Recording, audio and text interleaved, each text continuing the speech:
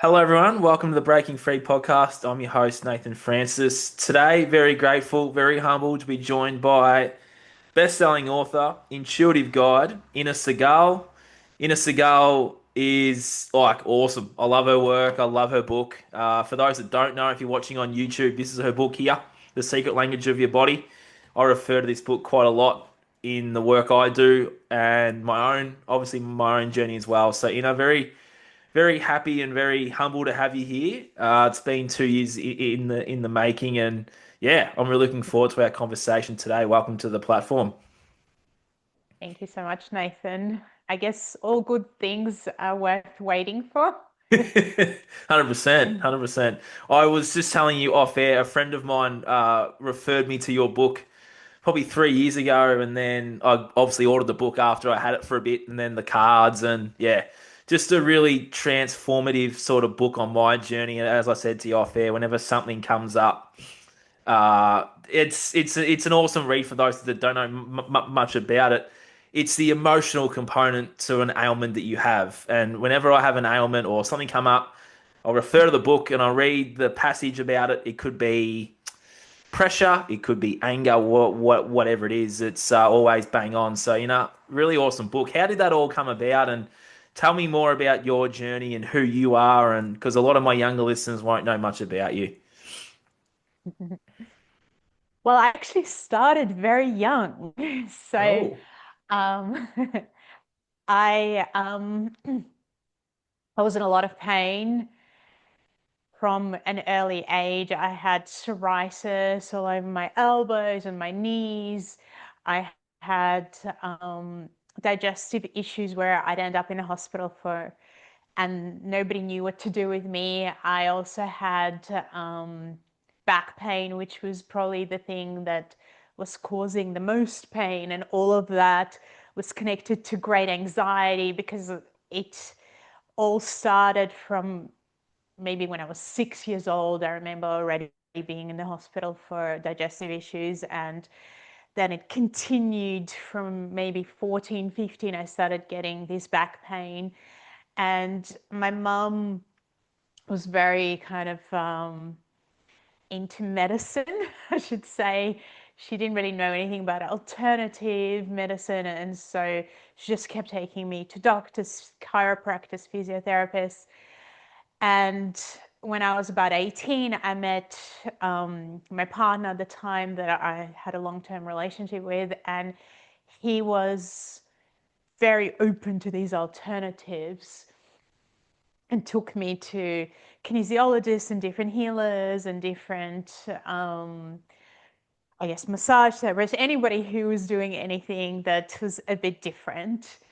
And I would show up with this attitude, because that's how I grew up, that you are going to fix me. You're going to make me Mm. better. And I don't know anything about it. I'm very young. I don't participate in my healing because who am I to know anything?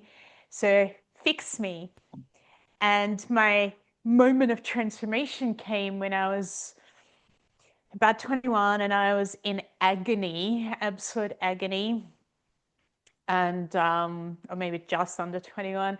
I was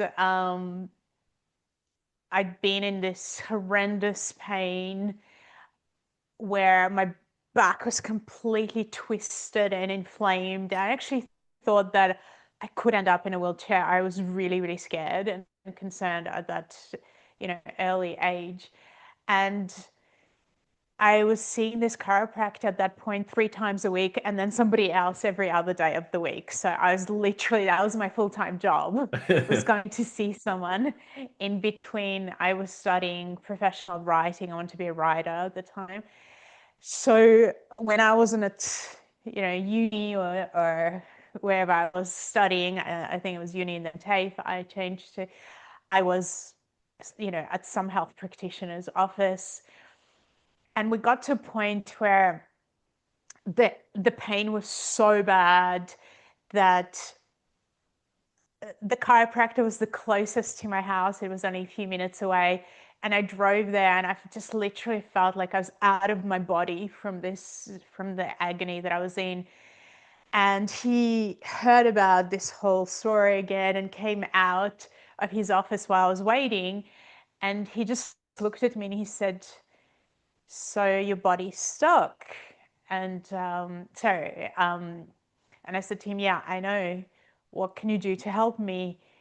And he was quite a wise person. I really do feel like I didn't at the time, but I feel like he really was. And he just said nothing. And I said, "What do you mean nothing?" And he said, "Well, it seems to me like your body wants to stay stuck. So there's nothing I can do. Go home." I have to say, on the way home, I moved out of depression into rage. I was enraged of how he could say this to me. Mm. But at the same time, it kept playing out in my mind that my body and my life essentially was stuck. I was stuck in this very victim-like perspective of my life. And I wasn't getting the message of, that I needed to learn from what was happening. I needed to move on or move forward. I had gone through quite a few traumas. I got pregnant when I was 19 and I lost that baby literally just before birth. So Oh it wow. was, so it was like an 8.5 months pregnancy. And I didn't actually even know that this type of thing happened to somebody at that age in Australia.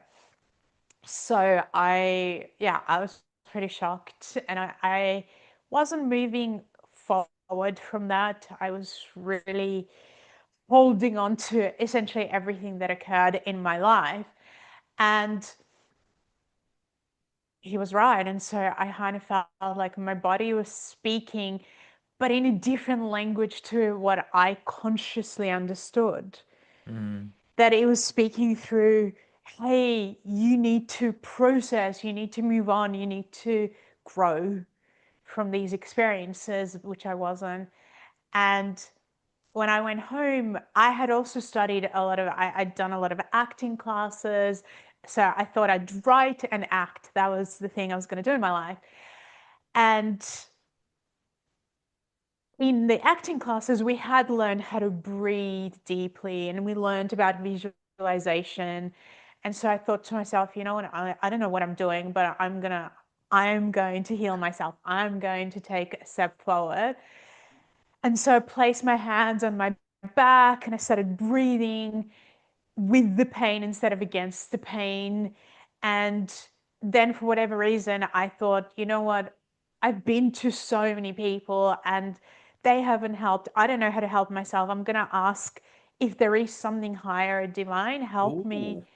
and help me now. And at that moment, and I was very skeptical, I want to say, I'm not one of those easily, kind of easy believers. And so um, this warmth just kind of took over my body and I had my eyes closed and I could see this gold light. And I thought to myself, okay, something's happening. And then for whatever other reason, it occurred to me to say, I wonder what my back would look like. I just, I wonder if I could see what it would look like. And at that point, it literally felt like this light switch came on and I could see my back. I got a fright, but I could see where the inflammation was and how it was twisted and what was going on. And from that moment, not from a victim perspective, but actually being curious, I asked, why do I have this? At this age, not even 21, I think, at the time. And I was shown, it was like this image that came to me, and it started with moving from Eastern Europe to Australia and not knowing one word of English and just being bullied at school for being different, for not knowing how to speak the language, for being from the wrong part of the world. And then it was all about this sense of not feeling truly understood and supported by my parents because it wasn't just one school, it was a school where I was bullied for being different, and then I went to another school, and I it was a private school that allowed people from Eastern Europe to come there for um, a much kind of adjusted price. So you paid 1/10 probably of what everybody else paid. And what I realized was that I now was in a school with people who grew up in like super crazy rich families, for whom maybe buying, clothes that were worth, I don't know, $5,000 was like 5 cents for me. And they did not, they were not happy about this school opening the doors up for people like myself who literally came from poverty. And they really attacked me and my friends for that and looked down on us and treated us very badly. And my parents could not really understand that, and they were in conflict with themselves and, again, coming to a new country. And so I just didn't really know who to turn to, which is what the back is all about, as well as your skin. Feeling comfortable in your skin, having support, which I didn't have. And um, essentially, there was also loss that then later kind of made the pain be twisted and my back be twisted. And so I kept seeing all of these aspects, including that my own loss connected to my ancestry and connected to my digestive system. So as I kept seeing this and feeling into it and actually crying and going through all the emotions, I felt this unwinding occurring. And I fell asleep. And the next day, when I woke up, about 70% of the pain was gone. And I Wow. knew I just felt different. I felt different inside my body. I felt like I wasn't twisted, like I wasn't holding on to everything, like something had deeply shifted internally. And sometimes people say, oh, this sounds magical, it sounds so fast. And it's like, well, firstly, you have to be aware that I was very young. Like I wasn't, I was internally flexible in that sense.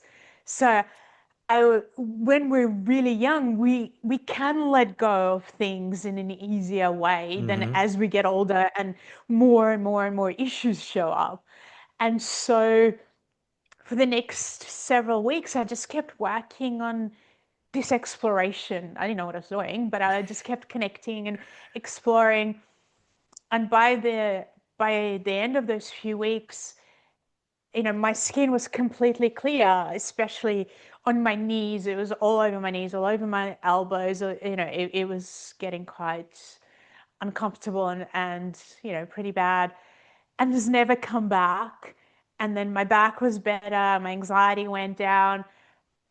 I'm not gonna lie, digestive issues took a lot longer, and I still have to be very aware of what it is that I'm putting in my mouth, and also just whatever's happening in my life that I'm digesting it, assimilating it, transforming it, because when it's connected to ancestry, and so it's like there's my own loss, and then there's the loss that my grandmother went through, which was of all her brothers and sisters and her mother when she was 13. And so when you're dealing not just with your own issues, it's almost like that part of the body is there as a barometer for you to say, hey, be aware, be aware that something, it's a compass. Something is a little off, look within. Mm. So that's been, just something that I have to be aware of, which I think is also a very positive thing because, it taught me how to eat in a really healthy way most of the time, I should say. That's awesome. Yeah. So then from there, so was this your first book? I feel like it was your first book. How did that all transpire as well? Because obviously you've just had this awesome transformation. Then you've learnt that, oh, hang on a minute, it's not just the back, it's the knee, and it's all the ailments that you put in there. Like, how did that all just formulate into that book?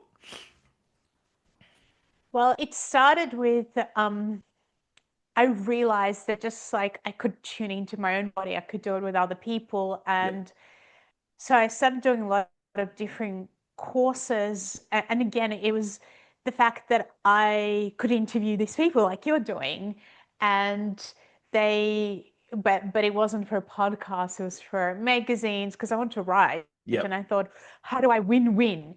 How do I learn and at the same time um, help other people? And so I started doing the interviews and courses, and it was a challenge, I'm going to say, because a lot of the people who were teaching did not have the abilities that awakened within myself. And so they would teach things that, as I was watching them do on other people and students, work with, to me didn't feel right. And so I then really had to find my own way and my own systems. And so, but obviously I still needed to learn what people were teaching and where to start with others. And so um, as I was learning and learning, I felt that I could start, I started helping my family. And from my family, I could see there was these huge results that were happening. And from there, just friends, people, but friends of my partner, people that I didn't know well. I felt like the more I didn't know them, the more accurate I could be. Ah. And so, which was really interesting. And so after maybe a year, it became clear to me that I really could help people. And so as I was writing these articles and interviewing people and attending courses, I also started I offered the different people in the magazines to do healing on them for free. And then they could give me kind of an ad or, a shout out. And so it started with doing it for just people who could then help me, share. And again, they were having really amazing results. And I started getting advertising for free for these swaps that I was doing. And people started coming over several years, and I could see the connections that were occurring. It's like this oneness that we have with each other, that we think in one way, we're very unique and different, but in another way, we have this wisdom inside the body and the soul, let's Hmm. say. And so I started to see a lot of links happen. And whilst I'm this person that I won't write a book that's already exists, and so I was actually writing a completely different book because I was like, well, I want to write a book, but a totally different book. And I had met this publisher, and and he invited me to pitch him a book. But also at the same time, I was having this challenge where I felt like the books that were available around, what's going on inside of your body, mentally, emotionally, energetically, what we were doing physically, action wise, they were just not deep enough. I'm one of those people, I need depth, I need layers. And I also felt like the processes they actually had were, were not enough, definitely not enough for my clients that I was seeing. And so I would write down processes for each client to do at home, and they would come back, and I would say, well, have you done the process? And it would be silence, and I would say, well, you can't lie to me because I can tell if you have or you haven't because I Hmm. can see it. Yeah. And they're like, no, I lost it. And so many times people said that, I thought, oh my God, if I could just write a book where there's all these processes, they can't tell me that they've lost the process. And so I went to see this publisher, and actually, he was a publisher of card decks. And I thought I'm going to be super prepared, and I'm going to go with, it was like 10 or 11 ideas. And so when I and had this meeting with him, and I was like, I can do this card deck and this one and that. I didn't actually even know he did books at the time. And he said to me, look, if you actually connect this and this one together, it would be an amazing book and it would be a bestseller and I'd publish it. Those were his words. And I went, I think I already have quite a bit of this. I'm going to go home and, and put it all together because I was already teaching at the time, um, and see what happens, see what you think. And that's where I kind of started. And he gave me a contract, and started from there, for me writing it and him publishing. Yeah, it's a really awesome book, and I encourage anyone to get it. And whenever I work with my clients and things too, I'm always referring to that book when I ask them the question of where their pain is. I get out your book and I read out the passage, and they're like, "Oh, it sums up their life prior to." Yeah, it's just awesome how our body can is so powerful that it can talk to us through those ailments. And you would know too that we're so conditioned and so, I guess, programmed in a way that we don't actually listen to our bodies, that we're supposed to do what you did, go and see all these people and not get what we truly need from those people because we can give it to ourselves. Well, I say this to people who are, even the ones who want to see me, which I don't really do one-on-one sessions anymore, but occasionally I might help somebody. And, what I say to them is, I can give you a roadmap, essentially, and I can connect the pieces, but I don't know you how you know you. Yeah. So you you know you in a way where, if you were willing to do the work on yourself, and I'm like, I'd rather show you how to do the work on yourself and how to discover this than do it for you, Mm, unless you're kind of in a dire situation, where you're either very, very sick or you just have no idea where to start, and we need an answer really quickly. So in those scenarios, I'm more open to helping. But otherwise, I want to guide people back to themselves, back to self-discovery, because no matter how many times you see a practitioner, and potentially you should, I'm not saying that people shouldn't ever see somebody, but you need to see somebody with an attitude of, what else can I do? How can I, be part of my own healing journey, as well as get your help and support? If you go to see somebody from that perspective, as opposed to do it for me, fix me, I don't, then you're going to have a much, much better result in your healing journey. mm.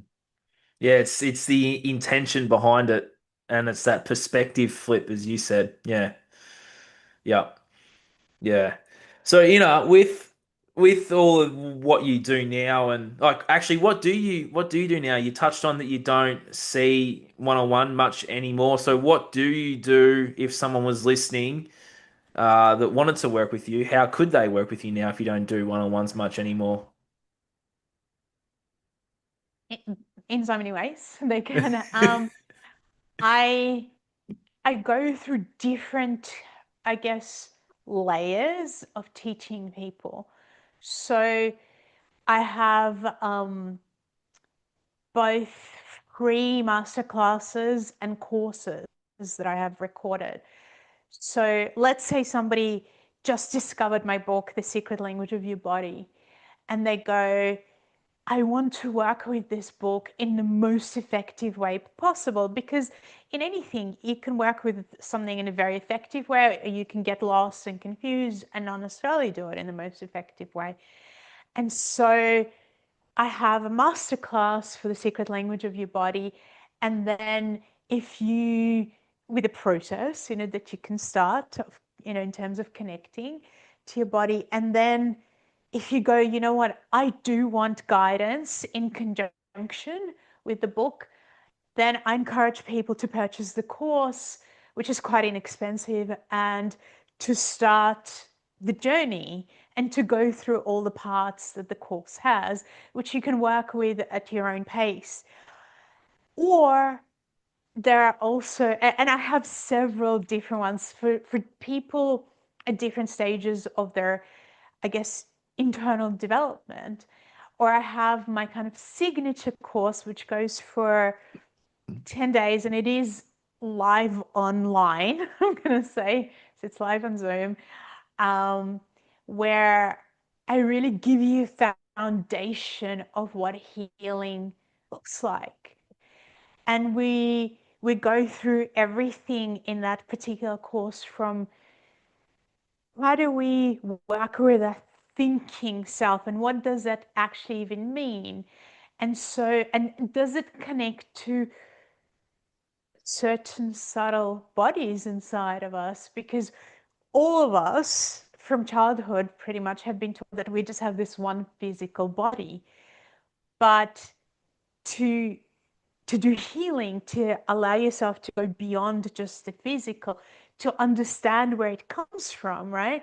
You need to have access to these subtle bodies, to the storyline, because the physical body doesn't give us the storyline, but something like the etheric body, which is connected to our ancestry and connected to our life force and also our digestive system, gives us a storyline about what actually happened to us, and it holds memory. So most people, if you ask them, including scientists, where is memory? They'll go, I don't know, in the brain. But that's not the case. Or they'll go, the cellular memory. And again, that's half truth. So the cells, in a sense, they're physical. So it's not like on their own, they cannot hold memory. But the etheric body actually holds the physical body together, and it holds the memory. And we also know this because when somebody passes over, if you have ever seen that, their physical body, the shape of it, as the moment kind of the soul and the etheric body leave, they become a bag. Like they cannot, like nothing is being held. It's quite, fascinating to Mm. watch. And the body also starts to smell. And that's because the etheric body has left, and it's not balancing and adjusting, the digestive system. So it's so interesting and fascinating. And I'm one of those people, I feel like it's very important to have details in healing. It's important to understand all the parts and all the steps. And so we look at the thinking and we look at the feeling part. And from the age of 22, I've been teaching people about emotional healing, right? And I've gone through many, many layers of it and many, many stages of it. And I've come to the conclusion at this point, um, that the best way to work with emotions is actually through understanding archetypes. And so I go into depth of archetypal work because what happens is that most of us go, well, I don't know what I feel, especially I see that in younger generation because Mhm. we're not taught to acknowledge feelings, right? So just we're taught to push away and numb everything. Yep. So, right? So when you ask somebody, how do you feel? They just go, I don't know. Like, I don't know. And feelings, what I found were, first of all, they're very hazy. You don't know where the start, middle, or the end is. So you actually don't know how to work with them in terms of, well, have I worked through this feeling that I have or not? And that was the question that everybody kept asking me over and over and over again. And I went, okay, I need a structure for working with feelings for people, because I also saw that a lot of the techniques were either bringing up too many feelings where people were just overwhelmed and potentially causing more issues like more anxiety, or actually reaping that subtle body of emotions, or it was all about like, let's get rid of it because it's so uncomfortable. Mm. And then people were generalizing emotions because we only have so many words for emotions. So let's say we talked about, an emotion of anger. And I said to you, hey Nathan, where is your anger in your body? And you might go, well, I feel some in my throat and also feel some in my stomach. And I also feel like I have anger in my liver, and I kind of feel it, in my back. Yeah, and I would say to you, hey, well, the anger in your throat is not the same anger that you feel in your liver, and is not the same anger that you feel in your stomach, and is not the same that you feel in your back. And you would go, oh my God, what do you mean? And it's that, okay, well, let's break the body down a little bit. The throat is about me communicating with you, right? And so if I haven't been taught how to communicate in a way that is effective, which is, I need to think a little bit about who I'm speaking to, but I also need to connect to my heart and feel, is this the right tone of voice or the right way to talk to somebody right now? Because everyone's going through their own challenges. And if I speak to people, like, everyone says, speak your truth. Well, if I tell my truth to the wrong person, the wrong time, and blurt it out, they'll just shut me down, Yep. right? It'll be like a slap. And I'm going to shut down my throat, but I'm going to be angry about the fact that they didn't allow me to express myself. And so I will hold that anger in my throat. But in my stomach, it could be anger around, partly what my family hasn't worked through in themselves. So they could have anger with each other and traumas.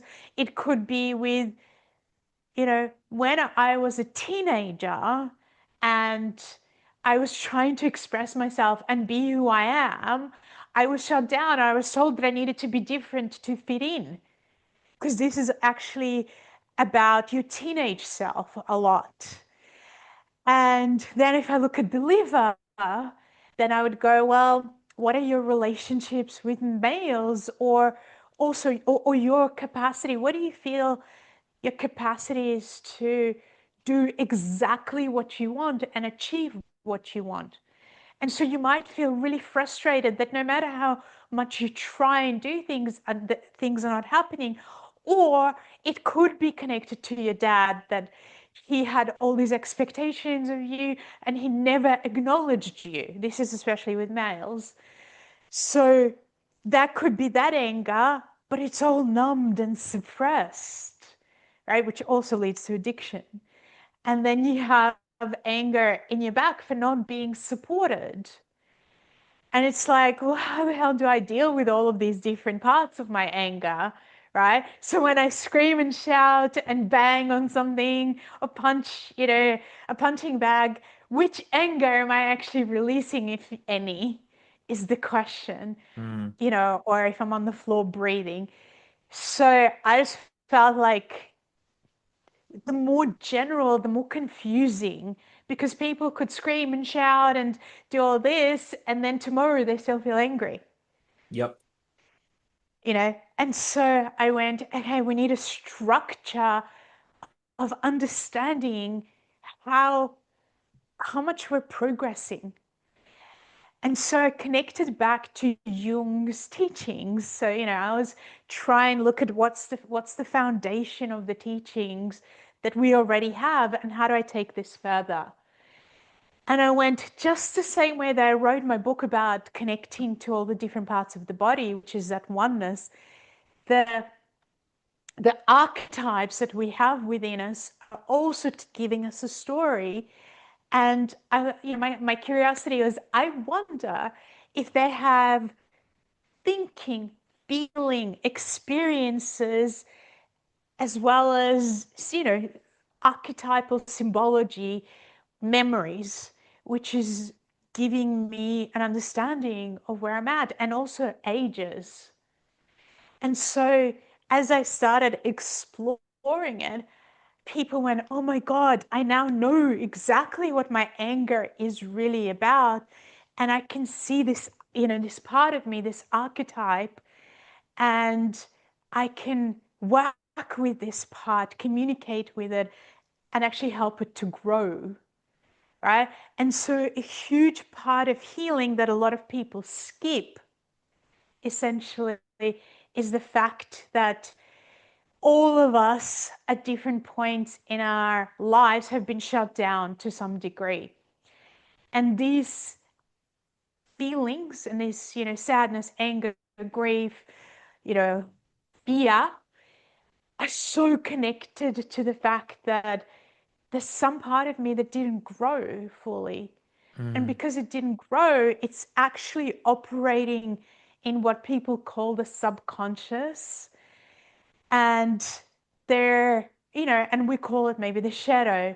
But I just wanted to go, let's take it out of this shadow of light. Let's just understand that this is a part of you that potentially got stuck in a perspective. And let's help it to shift perspective. And so this is what I go and have a big, big dive into in my course called Awaken the Healer Within. And then we look at, things, really fascinating things like our etheric hands, for example. So we know we have chakras in different, parts of our body, but we don't necessarily know, because it's not so obvious, that we have chakras in our hands and in our feet. And when we work with them, we can really awaken our intuition. So it's almost like the eyes of the soul are in your hands. And we can explore something called awaken these etheric hands and work with this etheric body, which, like I said, is a copy of the physical body. And so we can start to make adjustments on the etheric level, which then imprints into the physical. But we also need to work on the emotional level. Mm-hmm. And we need to work, one of the things that people don't understand that has had a really bad rap is our ego. And we're always like, oh, you have a big ego, oh, you have this.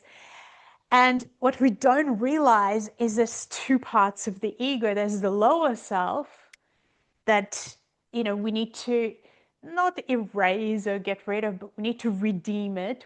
We need to transform it. We need to work with it. And, where this is where you say, oh, you're so egotistical, or you're so this.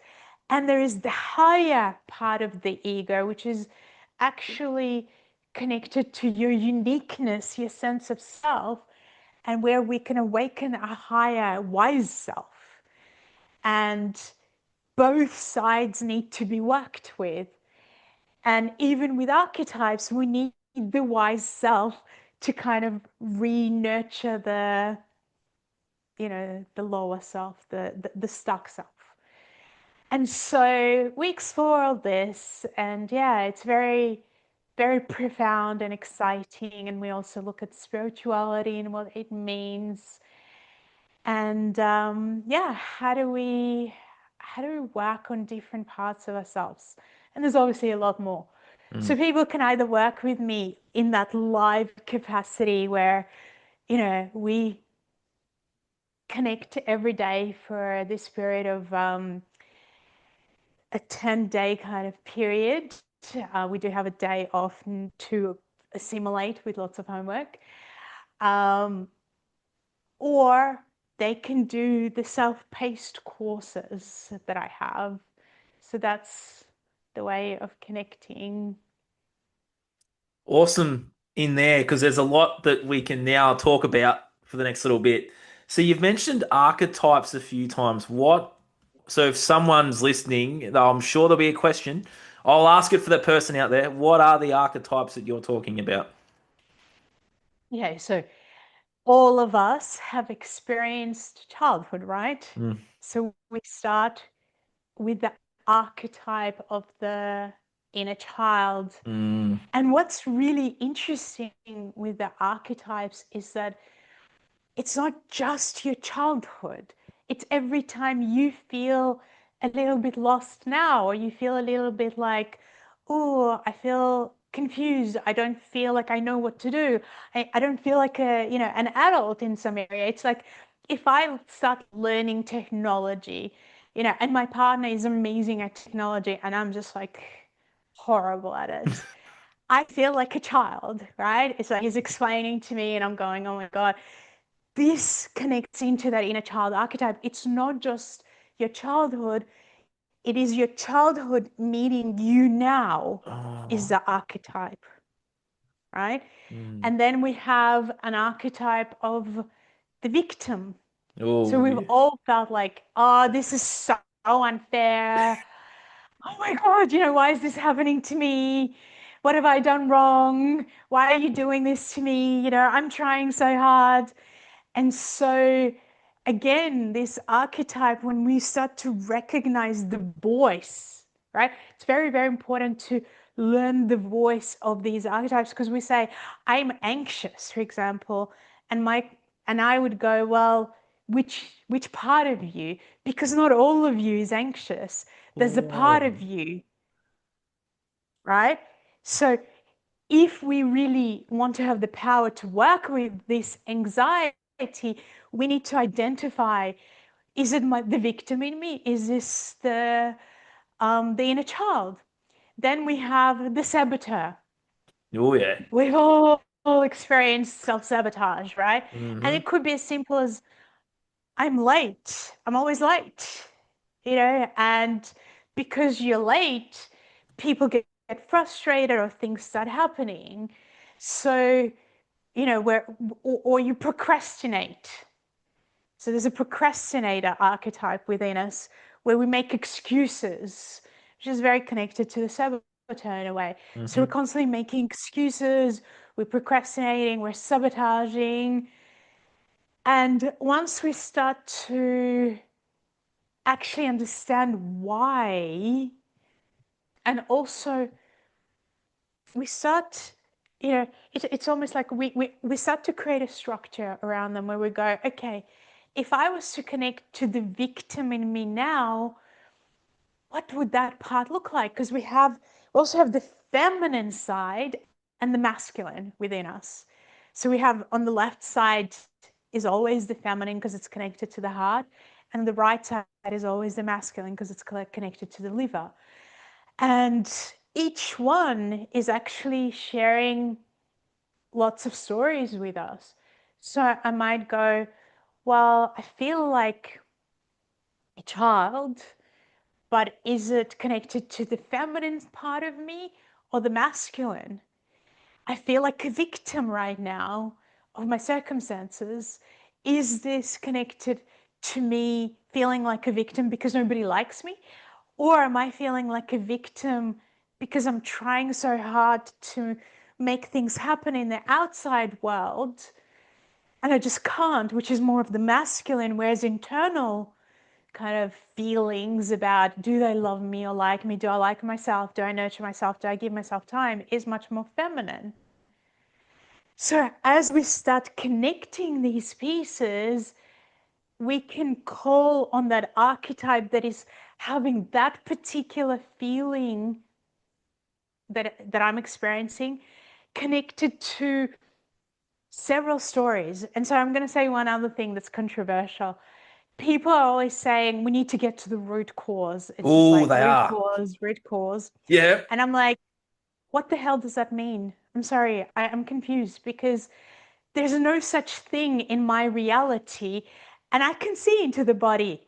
And I can also, what I can do with my etheric hands is actually identify the exact times when trauma has occurred on a particular theme or an issue, including a disease. So I can go back in time using my etheric hands. And like it is so, so accurate. It's crazy. And what I experience is that there are seeds. that have been planted at different timelines that Yes. have grown. Mm. So if I go to the root cause, um, I still have to work on all the layers. Yeah. And the issue of just going to the root cause or that idea, it's like the card deck, right? When we put all the cards and we go, okay, if I, take the cards out from the bottom, everything falls apart. That means that's how healing works. And it's just not how healing works at all. Because firstly, to even get to the deepest layer, you have to go through, let's call them the more shallow layers, because you have to grow. You cannot Mm. just go straight to the deepest layer because you would fall apart. So you actually have to grow and you have to strengthen, let's call your ego.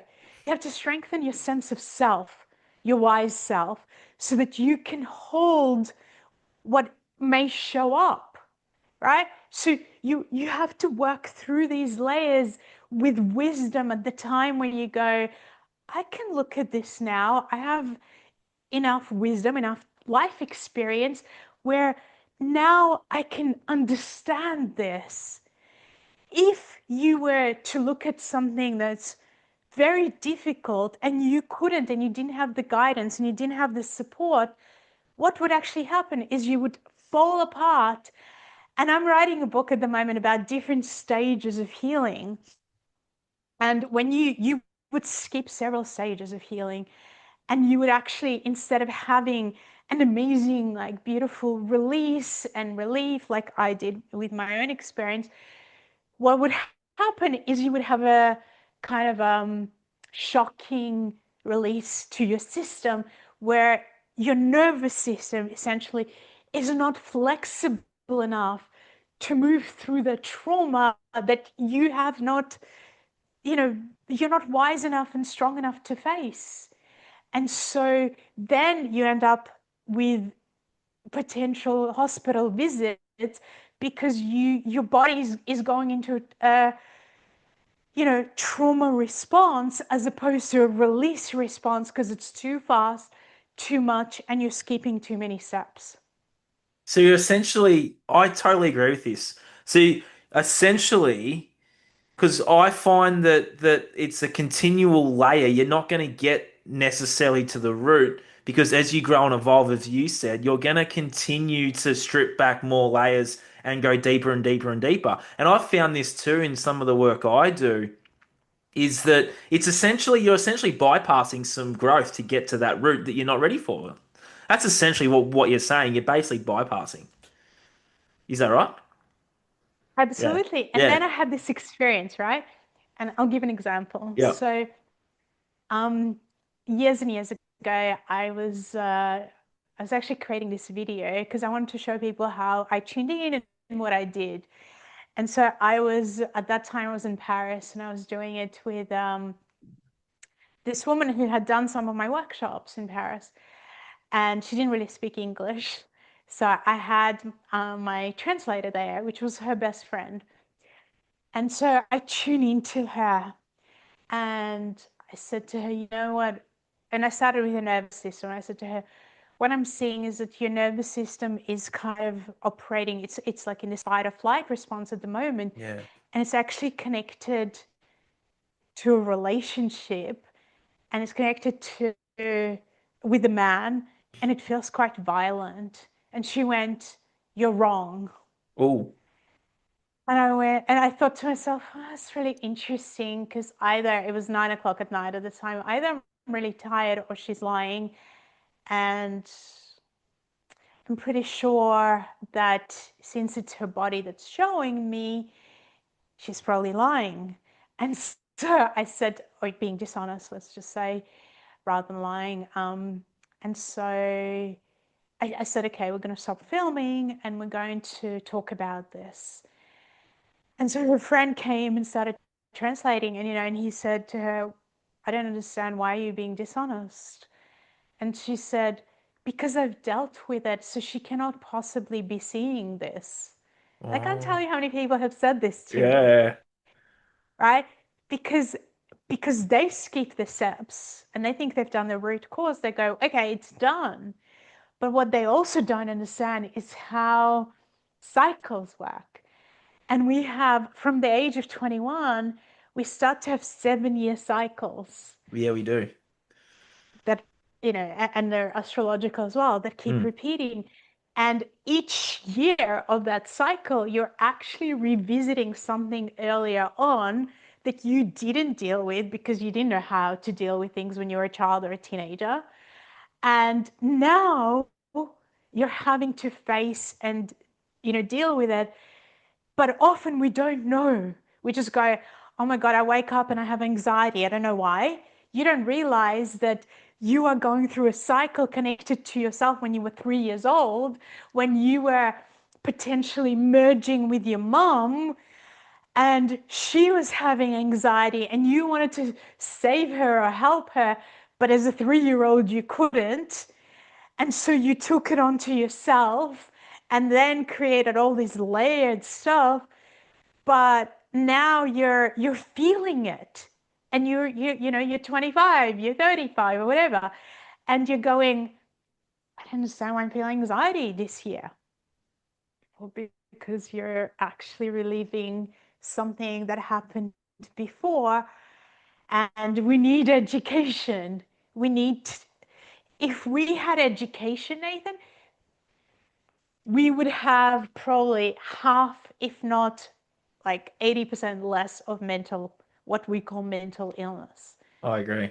Because people would actually go, oh, I can do something about it, instead of all I can do is take medication and Hmm. numb myself, because no medication is actually dealing with it. It's just survival mechanism. And so if the more education we have, where we can go, hold on a sec, I can work with this. I can, let's say with the archetypes, I can connect to myself as a younger person. I can understand that, like for me, for instance, I explain this to my daughter a lot, that every generation also has an aspect of the archetype that's different. So when I was 15 and growing up, in terms of the feminine archetype, I went, what's going on with the feminine? Oh my God, women can work now, women can, vote. But in relationships, I still felt like women didn't have much of a voice. So my daughter said to me at one point, she's like, Mom, why do you I always feel like you kind of stand up to men and argue at times with them. And as to, because that's what I had to work with, from when I was very young. When I was 15, I went, I want to be independent, but I'm also going to stand up for myself, because I didn't see women standing up for themselves at that time much. And, I was like, in your generation, it is completely different. It's like, and I felt like there was still a huge inequality between men and women, and what was okay for men and not okay for women. And so I was working with that archetype, but like there was so much more equality in a different way. So now you're working with a different aspect of that archetype because you're a different generation. So archetypes are connected to the universal kind of awareness, and are definitely also unique to when you were born and what was going on at that time. Some of them are. Anyway, so it's very interesting.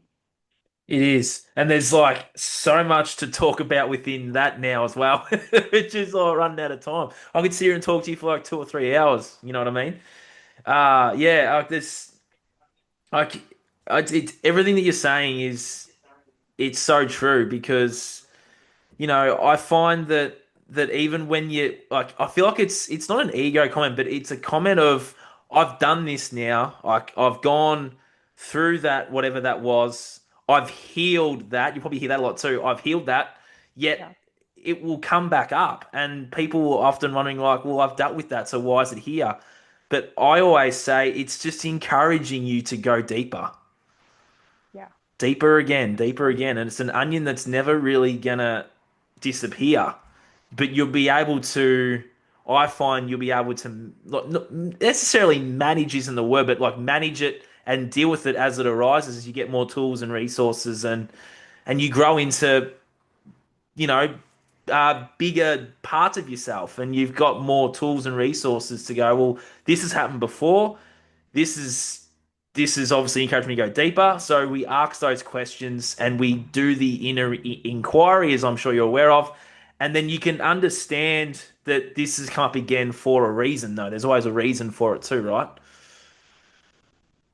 Yeah, and the Yeah, reason is what I just said, that correct. you are a part of, you're in that cycle and you are actually meant to face it right now. So rather than getting disappointed, the opportunity is to go, oh, this is so interesting. Mm, How do I discover and explore something in this now?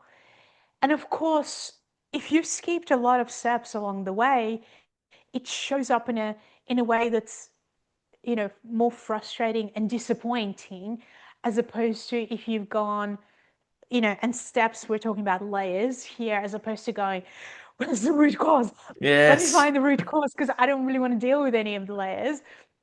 So so essentially, if you if you do it slowly, which is what people don't like hearing, but I'm like, well, if you do it quickly, then you put a band-aid on and essentially it's going to be band-aid the same way that, medication could help you for a little while, but it is a band-aid. It's not healing. It's something completely different. And so it's showing up again because your soul, let's call it that, your inner self is Mm, saying, hey, are you ready now? Can you look at this now? And and now there are more layers to yep. look at. And so the longer you ignore or push away, the harder it is because now you're, and this is why it's not like one root cause, because you put an intention out, right? Yes. I was about to say You that. have a perspective, let's call it, and that perspective grows and it becomes more and more real for you because that's how you actually see the world. And to change, to heal, one of the parts of that, one of the biggest, is you've got to change perspectives. But you've had this perspective in so many different levels, in so many different ways. And that's why I keep saying also, when you work with archetypes, you can start to go, whose voice is this? What are the words that I'm hearing? Mm, Are they the words of my wise self that is grown? Or are they words of a part of me that got stuck? Which is the part that got stuck? Let me discover it. Let me connect with it. And some people, what I love about it is that some people are very visual like me. I'm extremely visual. same. So, which is great, right? So you can see, I can see that archetype appearing in front of me and, and I can go, oh, wow, it's looking either very unhealthy because it's leaning forward, or it's looking really old, or it's looking very young. And so it already gives me a lot of information. But even if you couldn't kind of see it, you have a sense of it, a feeling of it, or a Yes. knowing about it. There's a knowing about, oh, this is the voice, this is how I'm, like whichever way it is, this is the storyline, this is the memories, this is what it's about. And then what you start to see, I mentioned the etheric hands early on. So when you start to, rather than going this root cause idea, you start to go, with this particular theme, what are the time periods in my life where with this, where there was a seed and it grew. And if I Mm, can give a quick example, so I don't usually, like I said, do healing sessions with people, but occasionally I do when I feel like somebody's really stuck. And I don't usually like to do it, especially with my friends, but again, occasionally it happens. And so I was spending some time a few months ago with a friend of mine, and She has um she has a tumor, but it's benign. But it's still connected. It's in her back, and it's impacting her nervous system, and she gets pain from it.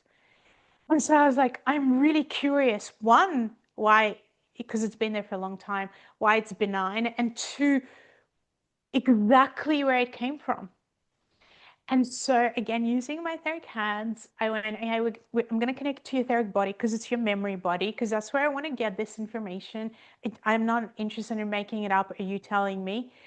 I want to know exactly how it happened, where it happened. And so we actually got, I think it was like 5 or 6 different timelines.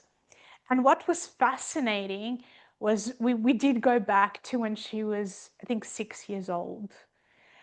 And this was where this seed kind of came of, and it was all to do with I can't express and be honest and be who I really am, which even from my book, it was very obvious, this is connected to communication, because it's in the back, but like lack of communication and feeling ashamed to say what you feel. But we needed to really connect to why it happened at each age, and each time period. And so my friend said to me, okay, so did the tumor start at 6, even though her first experience of, oh my God, I cannot tell the truth about what I'm feeling was at 6? And I said to her, well, interestingly, absolutely not. It did not start, the physical part of it did not start at 6. The physical part of it actually started at 28.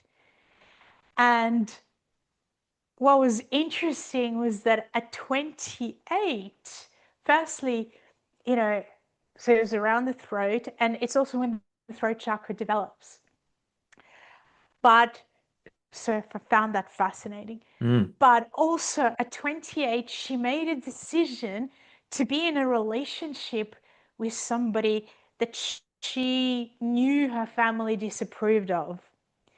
And so it actually became a real physical thing. Before that, she was like, oh, how do I work with my family? How do I kind of not be honest? How do I do this? And even though she was still hiding it, she was actually in this relationship with someone. It became like, I am still not telling the truth, but I'm in one, right? I'm physically in this relationship. Um, and what was really interesting, why it stayed benign, was that both of her parents had died at these different time periods before the tumor became Oh, cancerous. And she had these big releases, where she went, okay, now I can tell the truth. So she still ended up having this tumor, which hasn't released because she hasn't worked through all those time periods, and what it was about. But it didn't become cancerous because she could let go and release before it did, right? It was on mm. the way. So we just found it so fascinating. And every age and everything we talked about, she was like, oh my God, Yeah. hey, I've never thought about this. I can see. And we started with me seeing her archetype, because I said to her, we kind of started with age 46. And she said, well, I don't know what happened. Like, this happened, this. And I was like, no, no, no, no, no. And I said to her, I'm seeing a feminine archetype, and it's like she's throwing up. Like she's literally like, you know, all this stuff is coming out. And I said, what happened in the year before? And she said, oh, well, my dad died.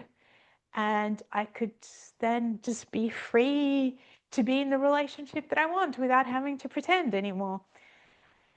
And I was like, hmm, Mm. right, this is why, the tumor stopped growing at that time, because you didn't have to keep this pretense going, which is all about that area, right?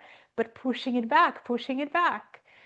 So it is just fascinating how the body works It and the is. wisdom it has. It is. And, you know, there's a good book out there, The Body Keeps the Score. The body definitely does keep the score. the more I read your book and read other books and do my own sort of journey with it, yeah, the body definitely does keep the score. And the older you get, the more it does, I guess. But, there's so many tools and resources out there, and your book's just one of many, but your book is up there. It's definitely helped me a lot. So, Ina, thank you so much for sharing all you shared today. If there was one piece of advice out there for someone that's listening that's a bit younger, maybe it might be your younger self. Who knows where you'll channel this from, but what would be a piece of advice for someone out there that's listened to you today and gone, oh, some of these ailments I have, and some of these things, there's a deeper reason to it, and they're starting to connect the dots. What would your advice be for that person to continue on their journey? Well, firstly, don't lose hope and don't necessarily just believe everything the experts tell you, especially if they tell you that there's no hope, because I can tell you there is. I have seen so many people heal what, the medical profession said is not possible to heal. And I've also seen a lot of people die from doing what they tell you to do, Hmm. you know, um, or get worse. So what I'm not saying not to go to the doctors. What I'm saying is look at different possibilities. And, my question is always, if I'm listening to somebody, do they know where something may come from, not necessarily as a root cause, but as layered or kind of foundational, like where did it potentially originate? And if they say they have no idea, I stop listening that moment. So you have to understand that you're to heal, that your body has this wisdom. And it's not just to heal, it's to grow. Mm. It is to expand out of your limitations. It is to move through your potentially painful or difficult emotions. And there's definitely a pathway to it. And I want you to feel like there is hope. Because again, I started when I was really, really young.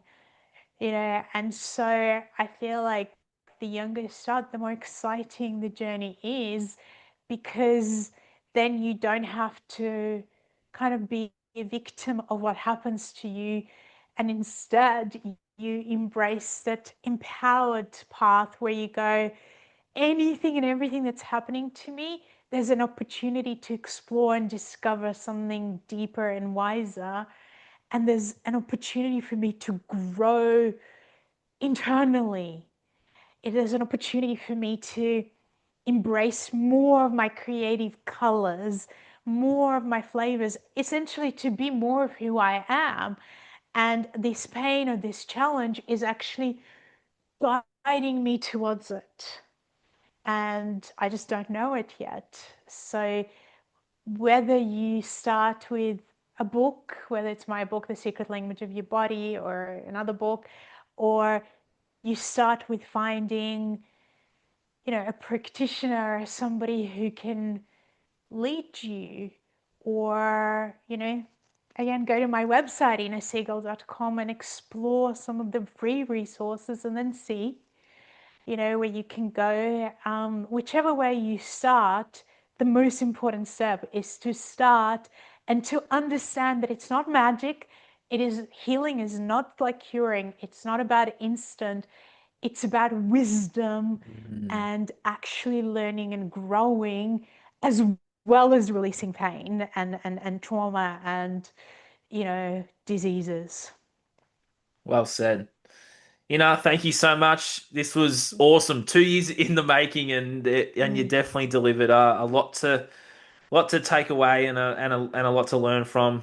Thank you for all you do. Thank you for your book and everything that you've done for humanity and for the world. And I really appreciate your book and appreciate you and the work you've done. So you've been very profound on my journey. Not that you probably know that, but I did read your book and it's helped me a lot. So I thank you for all that you're doing. Thank you so And where much. can people? Oh, you've already done it with your website. So yeah, innersegal.com. Jump on Yep. there and have a look, and there'll be links to all of Inna stuff in the show notes and a link to the book as well. So Inna, thank you very much for your time today. I really appreciate you giving your time to me and my audience and my platform as well. So thank you so much for everything today. Thank you. All right, I'll talk to you guys again soon. This is the Breaking Free podcast. We're over and out. Talk to you soon. Cheers.